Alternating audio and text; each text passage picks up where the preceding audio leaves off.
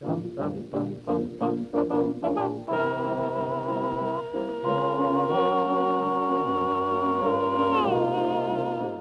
episode is brought to you by the letter E.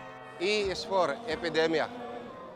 Kalat na, sakit na nakakahawa at malaking porsyento ng populasyon ang apektado.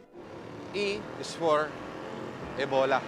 Ngayon ay lampas 5,000 na raw ang napapatay, karamihan sa kontinente na Africa. Sa pinakahuling tala ng World Health Organization, pumalo na sa 5,420 ang namatay sa Ebola outbreak sa West Africa.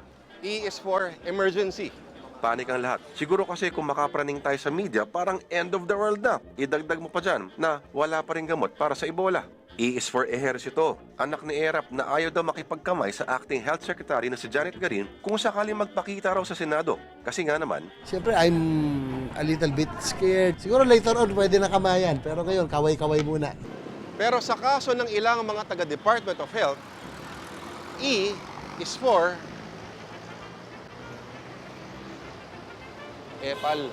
pumunta kasi sa isla kung saan nakakwarantin ang mga peacekeepers sa galing Liberia. Eh di ba kaya nga nakakwarantin para mailayo sa tao para lang makasigurado? Anong practical na silbi ang meron sa pagdalaw na ito? Urgent, Hindi ka makahintay ng 21 days? Gagaling ba sila bigla? O mapupuksa nga ang virus kung dumating bigla si Garin? Malamang, hindi si Garin ang gusto nilang makita, kundi ang pamilya nila. E is for enjoy. Aba, ang sarap naman yata ng buhay ng mga peacekeepers sa isla ng Caballo. E is for education.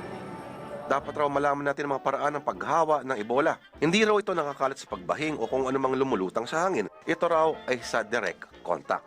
Lalo na kapag may sugat ka o may exchange ng bodily fluids mula sa taong apektado. Eh ilang tao lang ba kilala mong galing West Africa? E is for Inihaw! Sir, baka may 5 ka. 5 lang o, inihaw na. Sarap. ay, inihaw ay. E is for energy na pinakita ni Pacquiao laban kay Algeria. E is for entertainment. Hindi ka ba naaaliw kay Mami Di sa laban ni Manny? Gumaganda ako. Ngayon, bumabata ako kasi wala na akong problema ngayon. E is for evasion, as in tax evasion. Isang bagay na hindi na raw dapat maulit dahil ang tunay na kampiyon ay ito. E is for experience. Ito raw ay hindi na kailangang maging Mr. Palengke dahil bata pa lang daw siya ay namamalengke na siya. Noon pa, bata pa ako. Nag-aaral pa ako, namamalengke na ako. Hindi gaya nito, may-ari ng palengke. Panis! E is for elections. Abay, malapit na. Siguro dahil pareho sila magagaling. Dapat mag-tandem ang dalawang ito para sa 2016. Sebo at Vitamina para sa bawat pamilya. Margarin para sa 2016.